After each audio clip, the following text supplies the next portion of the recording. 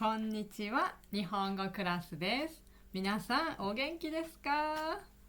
はい、私は元気です。はい、今日は皆さんにとてもいいニュース、お知らせがあります。はい、勉強する前にちょっと聞いてくださいね。はい、新しいいいサービスを始めました。皆さんにとっていいサービスだと思います。はい、それは、この一番左に書いてある先生に何でも質問できるというサービスです。はい、これは何ですかね。はい、そうですね。これ、皆さんいろんなこと質問わからないたくさんありますね。そう、それ何でもいいですよ。私に聞いてください。はい、JLPT の勉強のことでも、仕事の日本語、ビジネス日本語のことでも何でも大丈夫です。はい、レベルも N5 ぐらいから、まだ始めたばかり、ひらがなカタカナわかりませんでもいいですの人から N1 レベルの人まで、いろんな人、誰でも大丈夫です。私答えます。はい、もちろん私が答えますので、はい、安心してください。他の先生じゃありません。私です。はい、勉強のことだったら、例えば JLPT のテストについてどうやって勉強したらいいですかとか、もうテストが近いから何をやったらいいですか、テストの練習とか、あとどうしよう、もう時間が少ないんですけどどうすればいいの、読解リーディングとか、はいはいはいね、何でもいいです。聞いてください。で、これ申し込みの仕方がとても簡単です。これね、これ Google の、Google カレンダーを使ってます。見ると、あ、これって言ってね、ここクリックすると、こういうふうにカレンダーが出てくるので、あ、私この時間がいいですというのをポチッとクリックしたら、もう簡単に申し込みができますから、ぜひ、はい、早く、お早めに早くですね、申し込んでください。それも7月27日までのサービス限定と考えています。はい、ずっとしますじゃないから、ぜひ今聞きたいという人、ぜひ聞いてください。はい、今度のすぐの JLPT する人ももちろんね、はい、聞いていいし、次のあと6ヶ月後、半年後の JLPT を受けます、やりますという人も、勉強どうやってすればいいかというの、それ聞きたいですという人でももちろん OK です。はい、ですので、ぜひぜひ時間が合うところに申し込んでください。そしてここにも書いたんですけど、そう JLPT の勉強してる人でも、ビジネス日本語、仕事の日本語勉強してるんですって人でも、誰でも OK です。そして、そうですね、あなた一人です。あなた一人と私一人で答えますので、他の人いませんから、何でも聞けますね。聞きやすいですね。そしてこれは皆さんにお金を払ってもらいます。ですので、それはクレジットカードでお願いします。ですが、カードがない人、クレジットカードない人でも大丈夫です。日本にいる人だったら、コンビニでビザカードが簡単に作れます。実は、このバンドルカードというのがあって、そのアプリ、スマートフォンのアプリからカードが作れますから、とても簡単です。今までもたくさんの人これで、そうカード作ってくれて、お金を払ってくれてます。大丈夫です。できます。コンビニで簡単にできるので、ぜひこれね、カード持ってない人はここの、ホームページアクセスリンク見てみてください。大丈夫です。で、これ注意は、予約時間を変えたい、予約したんだけど時間変えたいっていう人は、私にメールをください。ここで予約キャンセルっていうボタンがあるんですけど、それをやってもキャンセルできないので、メールでください。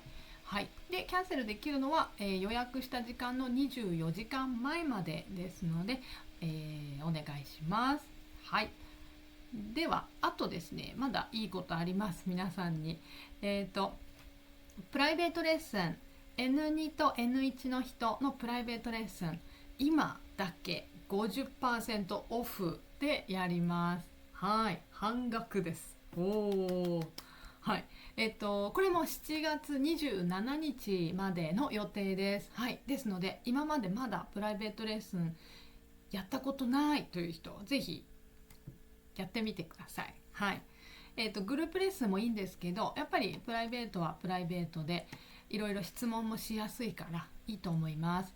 で、これも、N2 の方は N2 勉強してる人とか、あと仕事の日本語、ビジネス日本語やってる人はこっちに申し込んでください。で、N1 の人はこちら。はい。ですね。で、これもアクセスクリックすれば分かります。あなた何の勉強したいですか？この時間、授業の時間、レッスンの時間、何勉強したいっていうのを書いてくださいね。読解でもいいし、語彙文法でもいいし、仕事の日本語でもいいし、何でも大丈夫ですので、あなたが勉強したいこと書いてくれないと私もわからないので書いてください。お願いします。はい。では、まずはここのリンクですね。このリンクを、今日のビデオの下のところにリンクが書いてありますから、そこからアクセスして申し込みしてください。待ってます。そしてあとは、ビデオで勉強するというのもあります。時間が合わない、どうしても時間が合いませんという人はビデオでも勉強できます。ビデオレッスン、ビデオコースたくさんありますが、その中でも JLPT だと、例えば読解、リーディングのビデオだとこの2つが特に今おすすめです。読解問題ですね。 JLPT の読解問題の、テスト、どうやって勉強すればいいか、あと合格するための読み方というのがあります。どうやれば合格しやすくなるかというのがあります。テクニックあります。このステップ1のビデオ、特におすすめです。私説明しました、授業の時。はい。で、授業のビデオなので、皆さんもね、授業に来ているように見られますから、ぜひぜひおすすめ見てください。で、これステップ1とステップ2ありますが、絶対どっちも見なければいけないわけではありません。例えば、練習たくさんやりたいですって人は、こっちのステップ2の方がいいかもしれないです。はい。こっちで、あ、そうか。どうやって読めばいいかよく分かったというふうにステップ2得になると思いますから、はい、どっちもいいと思いますよ。ステップ1だけでももちろんいいですしね。ですので、これも私の今日のビデオリンクの下のところにアクセスリンク書いてありますから見てください。そして、いや、もっと短いビデオでいいんですという人はこれもおすすめです。これもやっぱり読解ですね。中文のやり方、合格の方法、1時間説明してます。どうすれば合格しやすくなるか、テストの時どうやってテストの時間を使えばいいかとかテクニックがあります。それをシュッと1時間でまず話しているのがこのビデオです。はい。ね、N2 と N1 あります。はい。どちらもおすすめです。合格の方法しっかり説明してますから、ぜひぜひテスト前でもう時間ないんですという人はぜひこれいいと思います。この2つね、おすすめです。はい。では、この申し込みリンクは今日の下、ビデオの下のところに書いてありますから、そこからアクセスしてください。ビデオリンク下です。オンラインレッスンと書いてあると思います。ぜひぜひ来てくださいね。お待ちしてます。では皆さん勉強ね、頑張ってください。いつも応援しています。はい、いつもありがとうございます。では続けて勉強しましょう。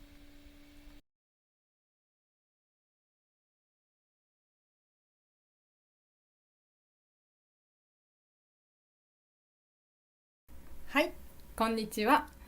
今日は仕事で使う日本語、ビジネス日本語です。はい。仕事の時に日本人が使うちょっと難しい言葉を少し勉強しましょう。はい、ちょっと問題にしました。見てください。はい、これです。読みますね。今回の難しい。はい、定型と読みます。定型。定型は我が社、会社の社ですね。我が社にとって特にメリットがない。これ意味がわからなくてもいいです。大丈夫です。説明しますから大丈夫。でもメリットはこれは N2 の語彙です。はい。メリットの意味何ですか？英語です。はい。英語の言葉を日本語で使っています。メリット。英語はわかる人多いと思います。じゃあ日本語の言葉だとどれか。はい。これもですね、よく日本人ビジネスで使います。メリットという代わりにこのどれか漢字使って言うこと多いですよ。はい、どれですか？じゃあ読みます。A、危険。B、これは利益。C、機械。D、困難。はい。これまあそうですね。これは N3 ですが、これは N2 でよく出てきますね。N2 語彙と思っていいですよ。メリット、他の漢字の言い方はどれですか？はい。じゃあ答え言います。答えは B の利益です。利益が答え。はい。メリットは利益と言います。はい。これどちらも N2 語彙ですから大事ですよ。メリットと利益ね。ちょっと説明しますね。利益というのは N2 語彙。意味は自分や会社にとってプラスになること、いいことですね。儲けとも言います。儲けは N1 の言い方でとてもちょっと難しいですね。何かまあ例えばですけど、お客様に何かを売りました。でその商品をお客様に1000円で売りました。で本当は作るのは800円でできます。で200円会社にとって多いですね。800円でできますから800円で売ってもいいですが、1000円ですと言って200円多くもらいます。これ利益がありますね。儲けがある。はいです。これ本当は800円かかるのに500円で売ります。ダメですね。300円少ない。いいです。300円いりませんね。それは反対です。利益じゃない。はい。ですのでそれが利益。で利益は実は他の、使い方もいろいろあります。今のは一つの例です。はい。ですから何かいいこと、プラスです。利益がある。メリットですよね。英語これですね。アドバンテージですね。メリットも N2 語彙です。はい。大事なことはこのメリット、使い方はメリットがある、メリットがないと使います。あるないです。はい。ですので今回の問題、はい、言葉難しいですね。もう一度確認しましょう。チェックしましょう。ちょっと今ここで今日の問題は、今回の定型は我が社にとって特にメリットがない。メリット分かりました。いいことということ。特に、特別に、スペシャルに何かいいことはないです。何がいいことない？まずここからいきます。我が社にとって、我が社、これは私の会社、ここです。我が社っていうのは私の会社の意味です。私の会社。これ我がっていうのが私の意味。社は会社ですね。はい。で、じゃあ定型ですね。定型いきましょう。定型は、ちょっと難しいです。今回の定型はメリットがありません。私の会社にはメリットがない、いいことがないの意味。定型って何？それはこれ。定型。ちょっと待ってくださいね。これだと大きいですね。入りましたね。よし、入った。提携というのはこれ皆さんの国の会社してますから知ってますよ。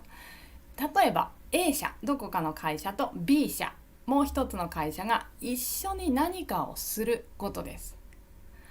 例えばエンジン作ってます。うちの会社はエンジンを作ってる。車の会社でもいいですよ。車の会社エンジン作っている。でももう一つのあの大きな会社と一緒に協力して新しいエンジン作ります。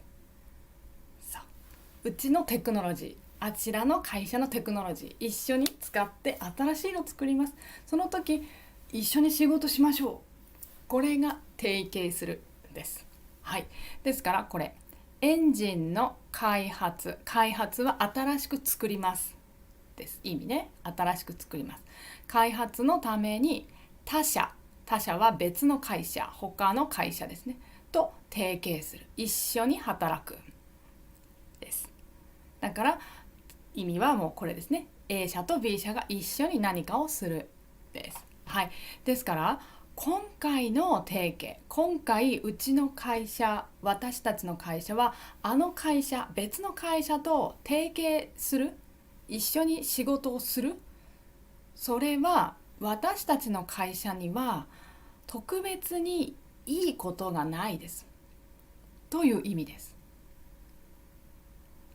提携して仕事をする、それはうちの会社にもいいこと、あの会社にもいいこと、ウィンウィンと言いますね。どちらもいいウィンウィン、勝ちますの意味ですね。いいというふうに仕事をしたいですが、今回の会社のこの提携はうちの会社にはあまりいいことないですという意味ですね。もしかしたら例えば何かを作った、例えばエンジンを一緒に作ったけど、作ってお客さんからお金もらうとき50% もらいます、50% もらいますじゃなくて、うちは 20% だけ、あちらは 80% もらいますとか、だからうちの会社はメリットが少ないとか、メリットがない、あまりないという意味ですね。はい、それがこの問題でした。ちょっと難しいです。ですがビジネスだともうこういう言い方はもう会議の中、ミーティングの中とか、たくさん出てきます。はい、今回の提携どうしますか、提携しませんかと連絡ありましたが、どうしますか、しますか、皆さんどう思いますか、例えば、はい、いやこの提携は今回はやめた方がいいと思う、そんなことないです、この提携はとてもいいと思います、私は賛成ですとか、はい、ありますね。はい、ですので、大事な語彙です。大事な言葉。じゃあもう一つ大事な語彙いきます。メリットの反対は何か。はい、英語と同じ、そうだから知ってる人多いですね。あれですね。メリットの反対はデメリットでつきます。デメリット。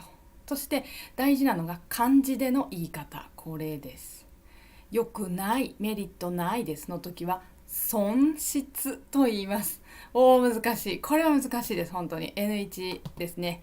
損失が出る、損失が出るっていう言い方をします。デメリットがあるの言い方です。損失が出てしまいます。そうそう、反対は利益、こっちは N2 の語彙です。メリットも利益も N2 の語彙です。テストに出やすいです。デメリットもN2 と一緒に覚えていいです。だけど損失は N1 レベルです。でもビジネスではもちろん使います。はいね、ですから会社で働いている人はぜひこれも一緒に覚えましょう。損失、はいでした。どうでしょうか、問題の意味分かりましたね。もうね、大丈夫ですね。これですね。大事なのは提携の意味、提携するとか我が社も本当によく使います。ビジネスでよく使います。はい。とメリット、デメリットですね。こっちのね。はい。それが答えでした。そして大事なこと。で、じゃあ違ったものも一応確認しておきましょうか。よいしょ。答えは利益でしたが、ちっちゃいですね。一番上の A は漢字はもちろん簡単ですね。これは危険ですね。危ないです。これも大事です。これはよくビジネスで使う。機械。機会は英語だとチャンスですね。はい、あなたの会社と一緒に仕事をする機会が今度あったらよろしくお願いいたします。こういうことですね。機会があったら、チャンスがあったらの意味です。よく使います、機会。漢字もね、間違えないでくださいね。そして最後、これも大事。困難ですね。はい。この辺2つは N2 の漢字試験にもよく出ます。語彙にも出ます。ね。はい、覚えましょう。困難は意味は難しいこと、大変なことですね。いや、これをするのはとても大変だ。簡単ではないの時困難ですと言いますね。時間がかかる、とても難しいとかそういうことですね。はい。でした。ではどうでしたでしょうか。ビジネス日本語、本当にビジネス日本語は語彙は難しいですね。ですが面白い語彙もたくさんあります。はい、知ってるとやっぱり仕事がしやすいです。ですので、私学生さん皆さんと Zoom を使って顔をこう見ながら直接話しながら、Zoom で授業をしています。ビジネス日本語を一緒に勉強してます。時間は毎週日曜日の19時、日本時間の7時からしています。はい、もし時間が大丈夫な人、ぜひぜひ来てください。これ本当に楽しいですよ。はい、会社での会話のどうやって話せばいいかももちろん、電話どうやってすればいいか、電話って本当に難しい。日本人も難しいです。勉強してます。そしてメール、ビジネスメール、語彙難しい。そしてメールを書く時のルール、たくさんあります。はい、これを使ってくださいとか、これは書かない方がいいとか、これは絶対書かなければ相手に失礼です、相手の人怒りますよとか、そういうのもあります。いろいろあります。はい、ですのでぜひぜひ来てください。今一緒に勉強している方々は本当に楽しそうに勉強してくださってます。入ってよかったっていうふうに言ってくださってますし、毎週いろいろ練習します。こう会話の練習もするんですけど、本当に上手になっていっています。私もそう一緒に勉強してて楽しいです。ぜひぜひ仕事で日本語使う人とか、将来使いたい人とかぜひ来てください。いろいろ練習しましょうね。で、今から申し込む人は6月からコースに入れます。はい、6月から入れますので、ぜひ来てほしいです。で、6月から入る場合は申し込み5月15日までにしてください。5月15日までに申し込む。はい、急ぎましょう。待ってます。このように私 Zoom で、授業をしてます。 YouTube じゃなくて直接こう顔を見ながら話しながら、皆さんと話しながら勉強してます。それは、読解もしてます。リーディング N2 の読解、 N1 のリーディングもしてます。で、ビジネス日本語もちろんしてます。はい、この3つ、Zoom レッスンしてます。はい、で、この Zoom レッスン時間が合わない人、時間ない人はビデオレッスンに入ってもらってます。はい、ぜひぜひどちらか来てください。はい、こちらのビデオレッスンもとても人気があります。はい、でこっちを見て合格しましたという人、今までたくさんいらっしゃいます。連絡をもらってます。本当に嬉しいです。ぜひぜひ待ってます。で、こんにちは、日本語クラスです。皆さん、アルバイトとか仕事の時、日本語を使っていますか？仕事の日本語、ビジネス日本語、大丈夫ですか？あなたのビジネス日本語は正しいですか？仕事の時では使ってない。でも将来使いたい。日本人と仕事をしたいからとか、日本の会社に入りたいから日本語を使いたいです。日本語を使って仕事をしたいです。でもどうやって話せばいいですか？とか、メール、ビジネスのメール、どうやって書けばいいですか？これどちらも難しいです。会話も難しい、メールも難しいです。はい、これどちらも日本人にとっても難しいです。はい、これ日本人も勉強しますよ、実は。はい、難しいからです。はい、私、ズームレッスン、ズームを使ってレッスンをしています。そこでビジネス日本語を教えています。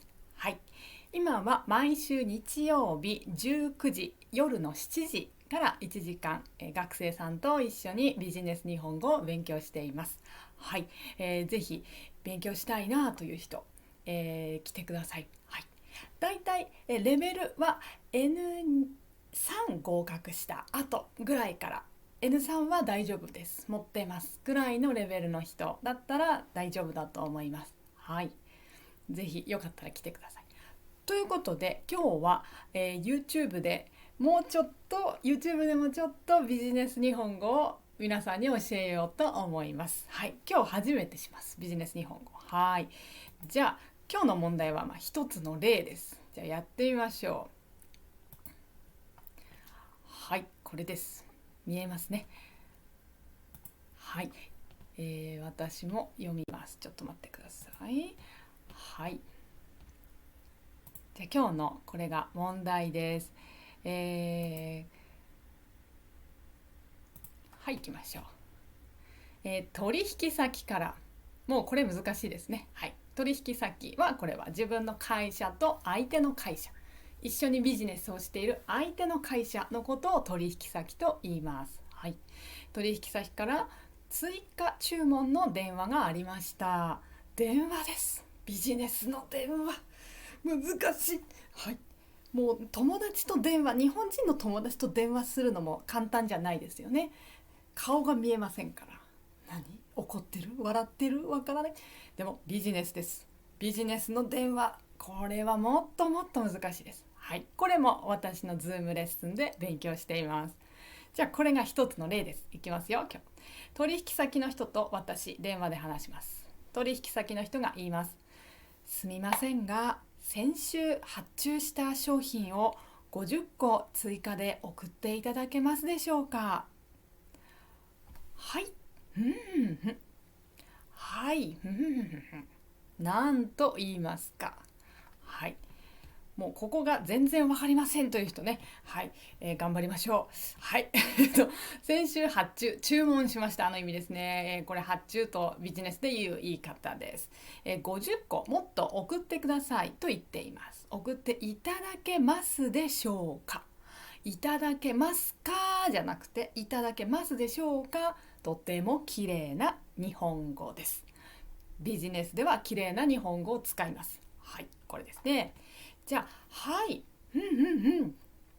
ここで、はい、ここ、はい、OK ですの意味が欲しいです。はい、OK です。でも、もちろん、はい、OK です。ビジネスで絶対にダメです。ダメです。はい、じゃあ何と言いますか。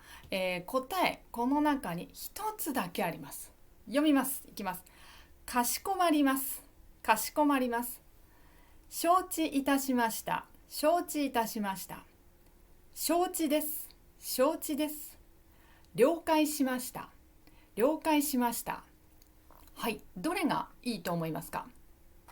はい、聞いたことがある日本語、中に入ってると思います。はい、一番いい答えはこの中でこれです。承知いたしました。承知いたしましたが答えです。これです。承知いたしました。承知いたしましたは承知するという動詞です。意味は分かりましたの意味です。いたしますは謙譲語ですね。謙譲語。承知する、するじゃなくて、するが謙譲語に変わります。いたしますになります。だから承知いたします。これで一つの言葉。わかりました。はい、わかりました。はい、OK ですの意味です。これね。はい、わかりました。じゃあ、ちょっとこっち行きます。かしこまります。これちょっとだけ日本語違いますね。かしこまりますじゃなくて、かしこまりましたですね。かしこまりました。はい、聞いたことがありますね。これね。はい、かしこまりました。かしこまりました。かしこまりました。ちょっと日本語、言いにくいですね。難しい。かしこまりました。はい、これだったら OK です。これだったら100点。でもかしこまります。違います。日本語にありません。私が作りました。ないです。はい。かしこまりましたか承知いたしました。どっちでもいいですよ。答え。これはダメですよ。これはないですよ。じゃあこれ言いましょう。上司とか取引先、ビジネスをしている相手の会社の人ですに、その人には丁寧に話しましょう。きれいな日本語で話さなければいけません。それ一番きれいなのがかしこまりました。次が承知いたしました。承知しました。これですね。上が一番丁寧です。はい。ここ先輩でもいいですよ。会社の先輩でもいいです。これ使いましょうね。はい、そしてこれ同僚に。同僚は何ですか？同僚は一緒に働いている自分と同じレベルの人。先輩じゃないです。上司じゃないです。自分と同じ社員の人、レベルが同じ人。はい。この人に何と言いますか？この時もはい OK ですじゃダメです。わかりました言いましょう。はい。これ使ってください。はい OK 友達に言います。はい。ビジネスは友達じゃないです。違いますね。これ大事ですよ。ぜひ皆さん覚えて使いましょう。では、ここまで説明しました。 OK ですね。これかこれ。じゃああとの2つね、でも見たことあるという人いるかもしれませんね。承知です。これは言葉の意味が分かりましたの意味じゃないです。はい、いきます。承知です。読み方ですね。承知です。これは何々を承知ですと言ったら、何かをもう分かっています。知ってます。私知ってますよ。という意味になります。はい、前から知っているの意味です。だから例えばこれです。この計画がうまくいっていないことは承知です。そうです。知ってます。このビジネス、この計画うまくいっていないんですよね。はい、知ってますという時に承知ですと言います。だからここで承知です。はい、知ってます。もう知ってますよと言ったら、ここね、はい、もう知ってますよってね。すいません、50個もうちょっと送ってくださいと言ったら、はい、知ってますよ。あなた足りないですよね。私送ろうと思ってました。その意味になってしまいます。違いますね。ダメでしょう。だからここは承知ですです。使いません。そして最後、承知じゃなくて漢字が違う。了解しました。了解しました。これ日本にいる人よく聞いたことがあるかもしれません。はい、これ了解するという言葉ですね。意味は分かった。はい、分かりましたの意味です。そうなんです。了解です。これは承知する、分かりましたと意味は同じになります。はい、分かりました。実はとてももっと詳しく説明すると意味ちょっと違うんですけど、簡単に言うと確かに同じです。分かった、承知すると了解、意味同じと考えていいですよ。ですが気をつけてください。これ日本人もたくさんの日本人間違えています。これですね、上の人に使う、自分の会社の上の人、上司とか、または外の、取引先です。ビジネスをしている相手の人に使ったり、自分のお客様、私ホテルで働いています。ホテルのお客様に使います。お客様に、はい、承知しました。やめてください。使わないでください。はい。これ日本人でも使っている人が多いです。実は。ですがこれは実は丁寧ではないと言われています。はい。使わないでください。はい。簡単に言うと間違えた使い方です。はい。理由はありますが今細かく言わないです。だけど、例えば承知いたしました、承知しました、承知じゃないですね、了解です。失礼しました。了解いたしました、了解しました、了解です。これ全部使わないでください。上の人に使わないでください。はい、そしてこれ使ってるとつい慣れてしまって習慣で使ってしまいます。会社でも例えば同僚にも言ってしまうとか、同僚にさっきね、同じレベルの同僚に言う時も使ってしまうかもしれない。同僚に言うのはまだそんなに変ではないんですが、同僚にも言うとやっぱり口が覚えてしまいます。頭が覚えてしまうから使わない方がいいです。わかりました、使いましょう。もうこれは忘れてください。これ、頭からさようならしてください。日本人が言っていてもあれは使わない方がいい日本語と思ってください。使わないでください。気をつけてください。はい。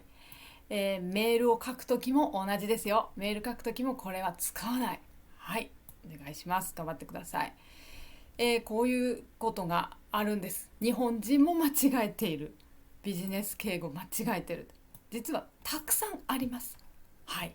ですので、だから日本人も勉強するんです。はい。ビジネスの、ね、本を読んだり、本当に読んだり先輩に聞いたりして勉強するんですよ。そうです。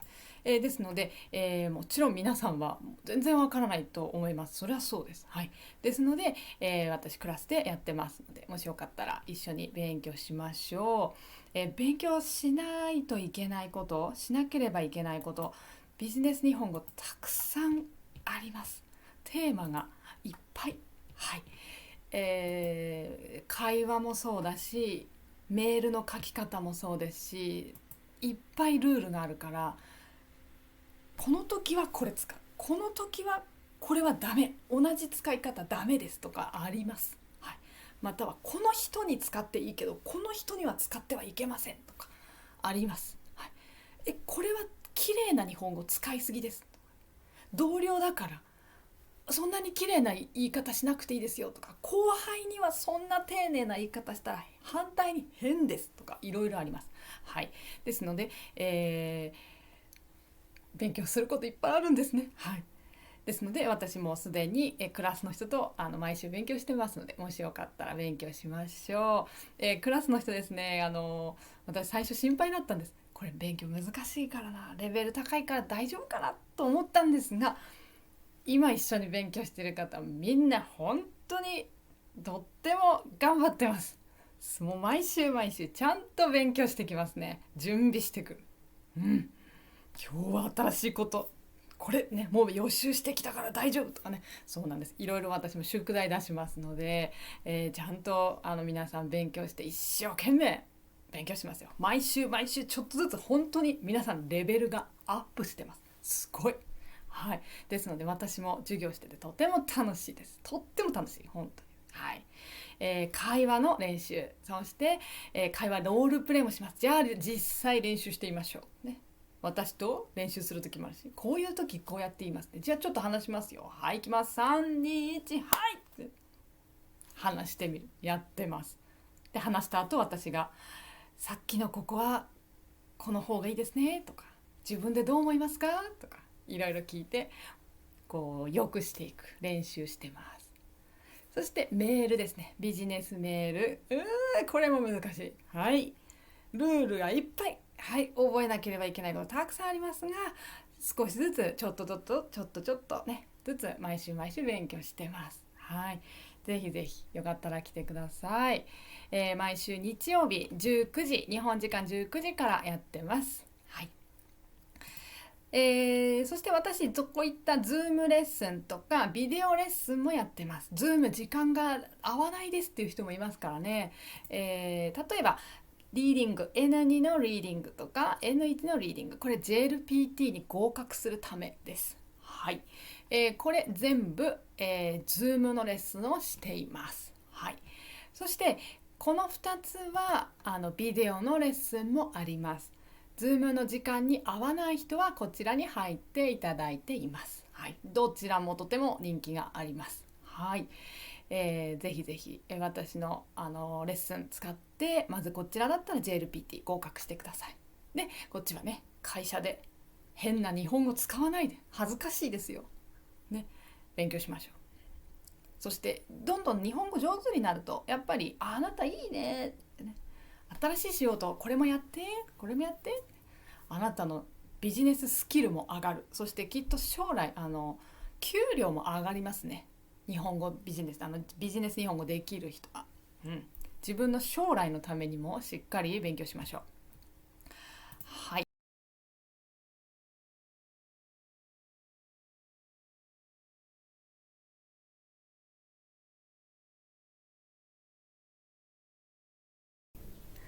こんにちは、日本語クラスです。今日のテーマはこの写真を見てください。はい、これ、はい、そうですね。人が歩いています。はい、それもスーツを着ていますね。はい、そうです。これは働いている人ですね。はい、日本のサラリーマンと言われている人たち、会社員さんですね。はい。今日のお話のテーマは、働いている日本人の悩み。嫌だなと思うことについてです。はい。日本人は皆さんよく知っている通り、よく働きますね。はい。真面目な人が多いです。はい。ですが、やっぱり仕事で嫌なことあります。もちろんです。これ嫌だなとか、はい、もう仕事辞めたいとかありますよ、もちろん。でも日本人真面目な人多いですから、簡単にすぐには辞めないですよね。そう。じゃあ、どういう悩みを持ってるんですかっていうのをランキングにしたものがあります。はい。どんなことだろう。はい。私も知りたかったので調べてみました。はい。それも、やっぱり何歳か、若い人か、ちょっと年齢が高い人かで、悩みって違うと思うんですね。はい。ですので、今日は、ちゃんと若い人から、20代から50代、50歳代の人まで、それぞれの悩みをランキングしたものを見せます。はい。それは、そうですね。全部で296人の、だいたい300人ですね。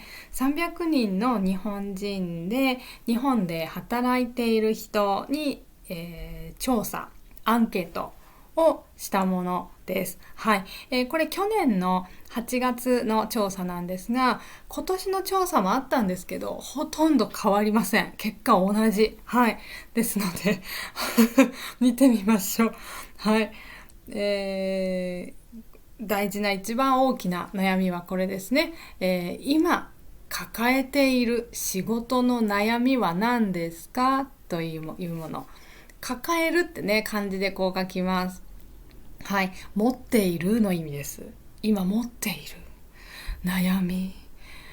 やだとか、ストレスとか、どんなことが嫌だと思ってますか？どんなことが嫌で仕事を辞めたいと思ってますか？そんな意味です。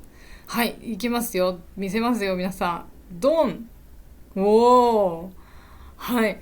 これ、答えはまずは、これ全部の答えです。若い人、20代も50代もみんな、一つにした時にはこの順番になるらしいです。一番は、はい、もうこれ、給与が低い。給与っていうのは、給料のことです。はい、サラリーです。仕事してお金もらいますね。それが安いよっていうのが、もう一番悩みですっていうものです。はい。で、いろいろその後に書いてあるんですけど、ちょっとこの後もっと順番に細かく見ていきましょう。だけど大事なのは、この給料が低い、安いっていうのがとってももう一番高いですね。他のものより 37.2% ですね。はい。じゃあ、どんどん細かくいきますよ。これね、すごく面白いです。このグラフ面白い。これ世代別と書いてあります。これ何歳かによってってことです。何歳かで、ランキングを分けてます。すごい。仕事の悩み何ですか？トップ5。はい。20代、30代、40代、50代分けてるんですが、やっぱり一番の悩みは給与が低い。給料が安いよっっていうのがもう一番の悩みね。で、その後はちょっとまた変わっていくんで、また後で細かく見ていきます。給与が低いっていうことについて、これはですね、とても大きな問題です、今日本で。はい。どんな意見があるかというと、ちょっと3人の人の意見をここに載せました。言葉難しいですので、全部わからなくて大丈夫です。私ちょっと読みますね。最初の人は、勤続20年だが年収はほとんど変わっていない。これ意味は、もうこの会社、自分の今働いてる会社20年ずっと続けて働いています。でも1年間の給料は20年前と今とほとんど変わってないんです。上がってません。良くなってないっていう意味です。はい。これはね、本当に今大きな問題です、日本で。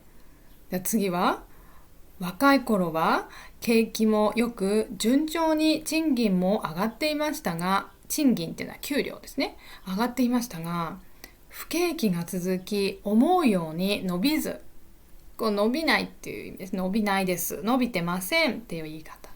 はい、これ44歳の会社員の人の意見。はい。若い時は給料がね、毎年少しずつ上がっていた。少しじゃないですね、順調にって言ってますね。順調だからどんどん良くなって上がってた。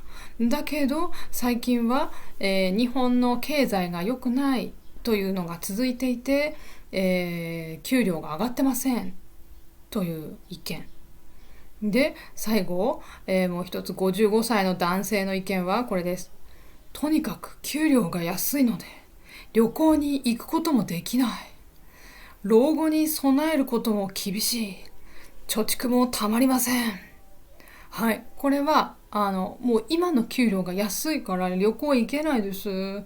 で、会社辞めた後が老後ですね。おじいさんになってから仕事しない状態です。その時お金ないと困りますね。そのためにお金を貯金してるんですけど、それも大変ですという意見。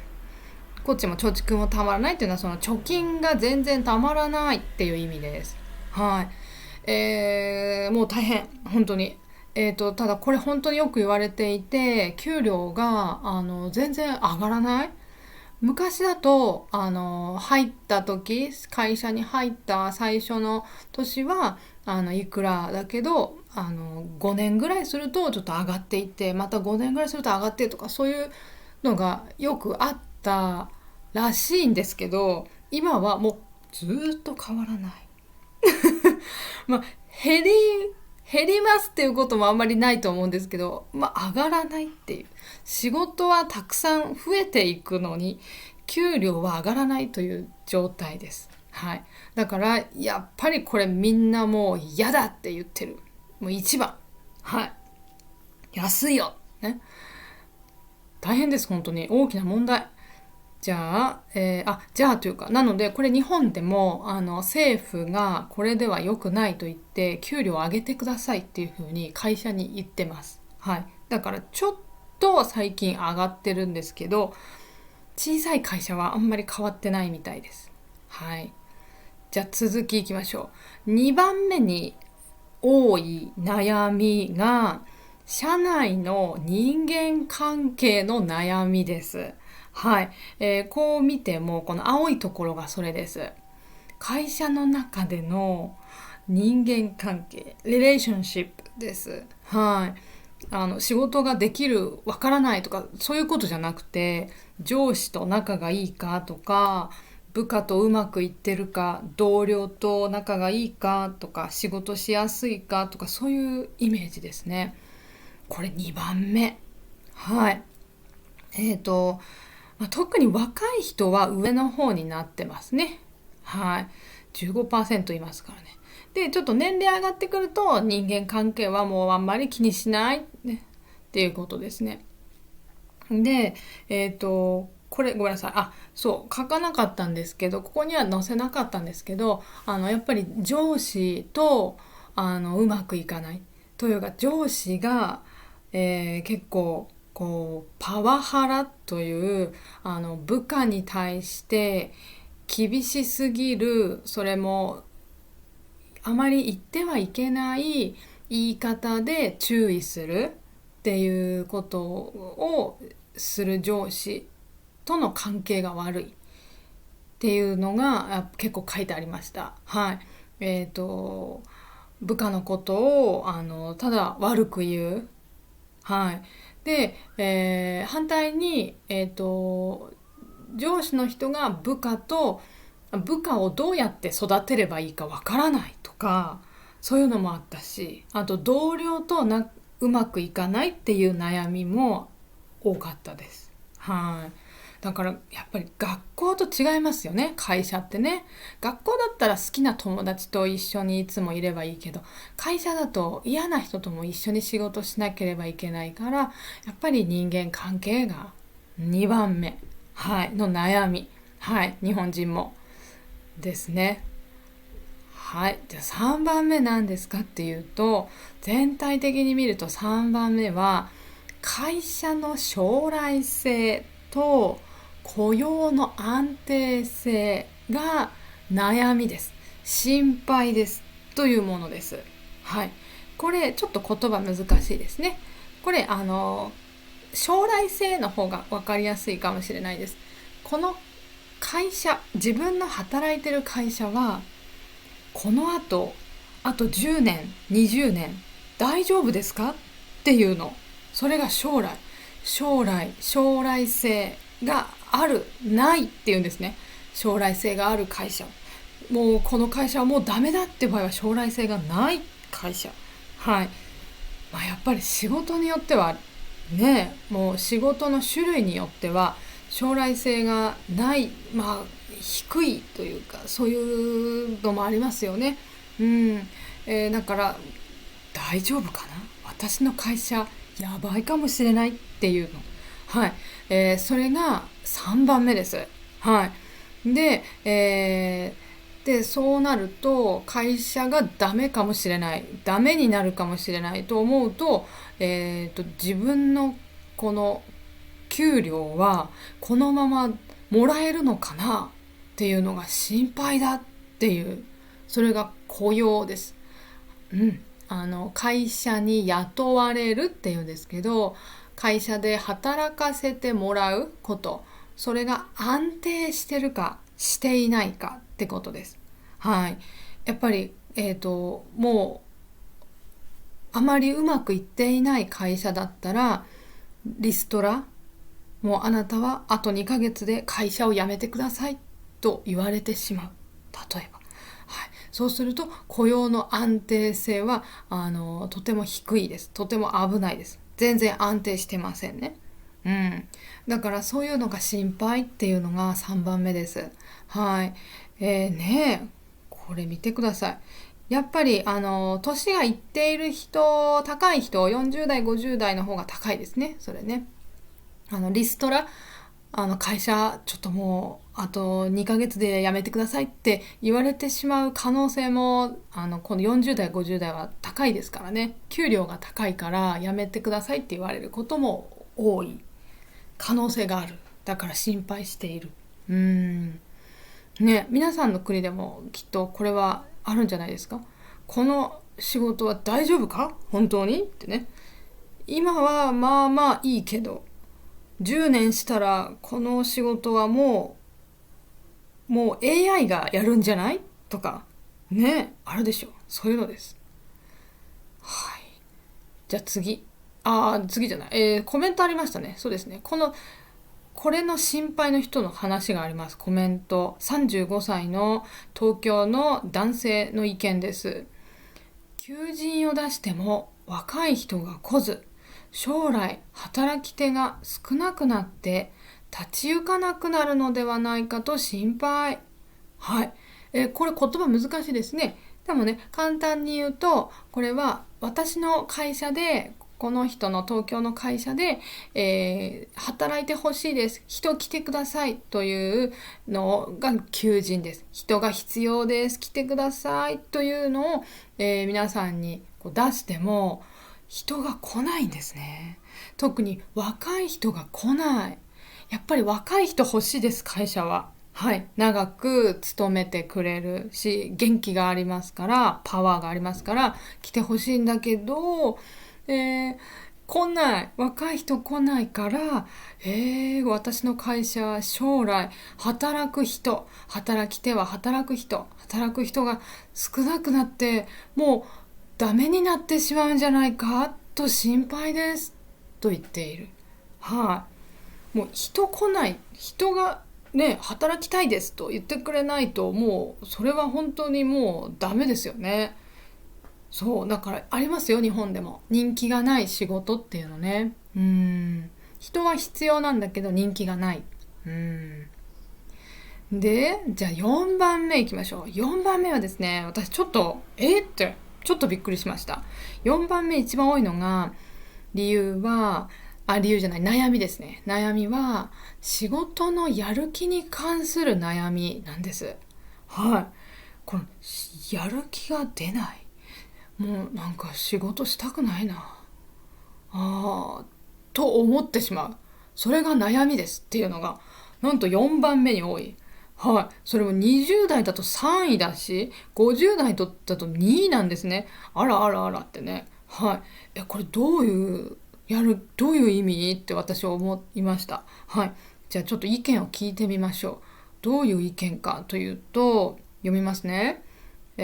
茨城県の37歳の男性の人の意見は、なんでやる気出ないんですか、ね、これは尊敬できる上司が定年し、人の悪口しか言わないような他部署の役員が上司となり、やる気が失せています。はい。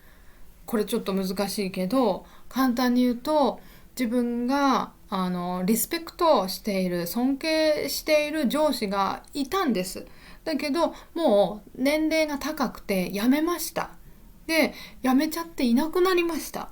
そしたら代わりの上司が来ました。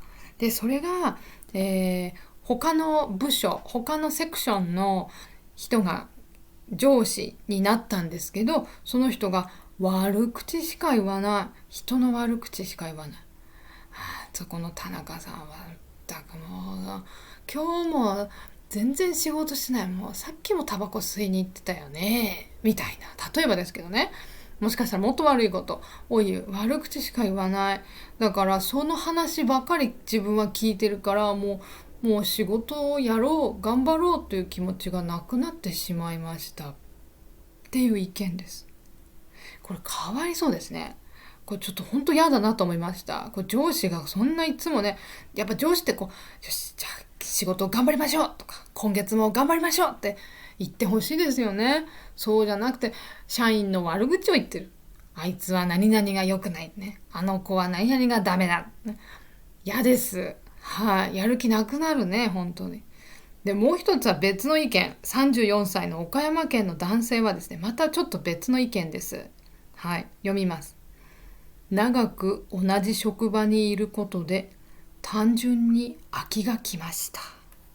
しかし辞めることはできないので不毛に思いながらも続けるのみ。はい、ちょっと難しい、言葉難しい。はい、でもこれ簡単に言うと、もうずっともう34歳ですから、もうね多分10年以上この会社で働いてます。ずっと同じことしてる。毎日同じことしてる。なんかもう全部仕事覚えたし。また今日も同じ仕事するのか。つまんない。同じの繰り返し。はい。やっぱりつまんなくなりますね。もう飽きた。つまんなくなりましたってことです。つまらないです。で、だけど、でも私はこの仕事を辞めることはできません。だから不毛に思いながら、これはもう本当に N1 でも出てくるか出てこないか、かなりレベル高い日本語なんですが、不毛っていうのはもう意味がない、はいっていう意味ですもうとか役に立たないとか、そういうこと。もうここでね、仕事辞められないし、でもつまんないし、でも辞められないから続けてますけど、でも続けても意味ないんです。何も新しく勉強することもないなと思いながら、と分かってるんだけど、でも続けるしかありません。給料欲しいから。そんなイメージですね。これはちょっと34歳でもうそういうふうに思ってる。仕事つまんないなって。ちょっともう早い気がしました。そしたらもうやめた方がいいんじゃないってちょっと私は思ったんですけどね。いろいろね、やめられない理由ありますね。はい。じゃあ、皆さんに聞いたと。もっと聞いた。皆さん、日本人の皆さん、仕事を辞めたいと思ったことはありますか？辞めたいですか？仕事73.3% の人が、はい、辞めたいです。辞めたいと思いました。思ったことありますよ。と言った。はい。もうこれもう73%、それもうほとんどみんな辞めたいと思ってますね。はい。ちょっと皆さんびっくりしてます？皆さんね、日本人って真面目に働いてるから。そして、コンビニに行ってもレストランに行ってもみんな店の人はいつも笑ってる。いらっしゃいませお客様ってね、ありがとうございました言ってますけど、実は心の中はちょっと違う。大変なことが起きてます。はい、もうやめたいって思ってるんですよ、ちゃんとね。もう半分以上の人思ってます。はい、じゃあその日本人の人、仕事を辞めなかった理由は何ですか？どうして仕事を辞めないんですか？聞いた。すごいですね。すごい質問。はい。聞いたら答えは、一番多いのは、だって辞めたら生活ができないですよ。ご飯が食べられないですよ。パンが買えないですよ。米が買えない。そうですね。はい。もう40%ぐらいの人がもう生活できないから辞められないんです。です。はい。で、次が、転職は難しいし、面倒くさいです。大変です。と言ってる。転職っていうのは仕事を変えるってことですね。それが 26.4% の人が言っています。で、だけど辞めない理由はここ面白い。悪いことばかりではありません。16.3%。はい。確かに悪いことある。確かに私の上司は性格が悪いですけど、でも他にいいことあります。同僚はいい人ばっかりです。はい。とか、この仕事はほとんど残業がないからいいです。とか、家から近いからとか、そういうのがある。悪いことだけじゃないからやめられないんですってね。はい。頑張ってください。はい。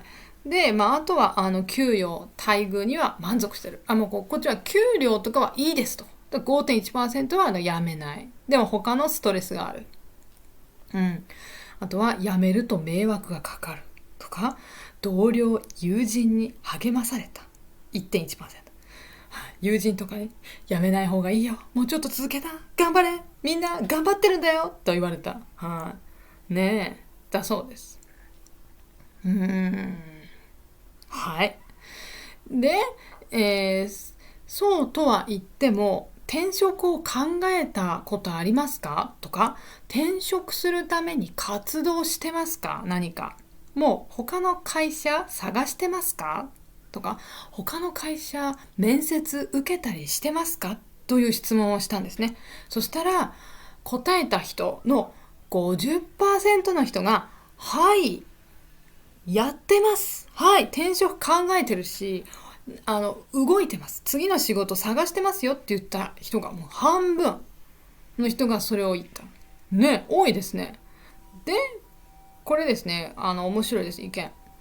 今すぐの転職でなくても、ね、今すぐこの仕事を辞めて次の仕事に変わるわけじゃない。だけど、でも、自分の市場価値を調べたり、自分の市場価値、これいいですね。これは JLPT-N1 ぐらいだったら出てきそう。読解とかで。これ自分が、自分が次の会社というか、次働いた時、自分はどのくらい社会人として価値があるのか。私は高い人か安い人かいくらぐらいの人なのかっていうこと、はい、そういうのを調べる、転職するのにやっぱりねありますよね。人気な仕事、人が必要な仕事で自分が能力があったら自分の市場価値高いです。例えば IT とかね、 IT のとてもレベルの高い IT の知識があるだったら自分は市場価値高いですね今ね。例えばですよ、でそういうのを調べたり、あとは調べておけばいつでも辞められる、大丈夫、もう調べて次の会社探してるからよしいいぞって辞められると転職サイトを活用している人もいます。活用は使うってこと、はい、もうね次の会社を探したりもう見つけていればすぐに行かなくても、嫌なことがね今あってもこの会社であってもよしもう大丈夫、誰も次の会社あるから大丈夫、よしよしあと1週間はこの会社で働くんだけどよし次の会社決まってるから大丈夫って思える、はい、っていうことですね。はい、心が健康でいられますね。だから日本人は調べてるんですね。50% の人が、半分の人がもう次の会社を調べながら今の会社で働いてるってこと、はい、頑張ってます日本人もね。はい、ということで、もう一度このランキングを見るとね、今の悩みなんですか、仕事の悩みなんですか。一番はやっぱり給料が安いんです、はい、生活が大変ですっていうね、はい、これやっぱり子供とかが生まれるとお金かかりますから、給料が全然上がんないよどうしようねなったりしますので、それで困ってる悩んでるっていう人はやっぱり多いみたいです、はい、皆さんの国ではどうでしょうか。さっき話さなかったのは、この辺まで話したんですけど、その下は賞与がない低い、賞与っていうのはボーナスです。ボーナス、プレゼントのお金みたいなものですね。あと休みが少ないとか、自分が評価されないです会社にとかね、スキル経験がないとか、仕事内容が合わないとか、業績不振、あとちょっとこれ残業が多いっていうのはこれは 1.7% しかないんですよ。皆さんびっくりしたでしょ。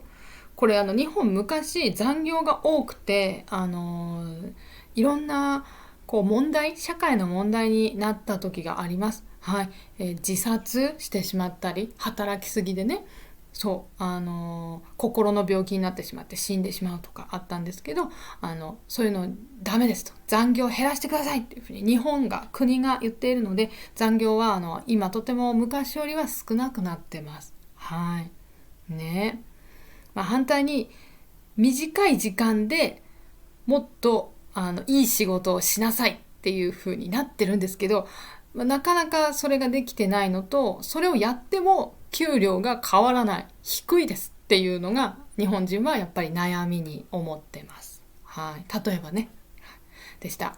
皆さんの国どうかぜひメッセージで送ってください。はい、他に、ニュースのこととか知りたい人ね、はい、最近の日本のニュース、はい、私の YouTube でお話ししていますよ。このニュースで学ぶ日本語というシリーズにいろいろあります。はい、これ日本のお札、お金がそろそろ変わります。はい、楽しみです。この話とか他いろいろ話してます。はい。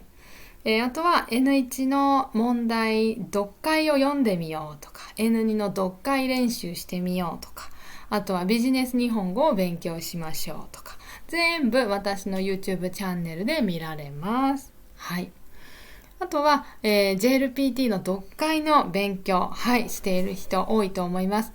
特にそろそろ JLPT 本当の試験近いですからね。はい、合格するための方法というのを私が話したビデオがあります。はい、N1、N2 ありますよ。はい、これとか、あとはビジネス日本語、はい、勉強したい人はこれ Zoom レッスンで私教えてますので、毎週日曜日ですね。はい、よかったら来てください。この申し込み方とかクラスについてビデオレッスンについてはこのオンラインレッスンのリンクを見てください。今日のビデオ、この YouTube ビデオのディスクリプションとか、コメントのところにそれが詳しく書いてありますので、そこから見てください。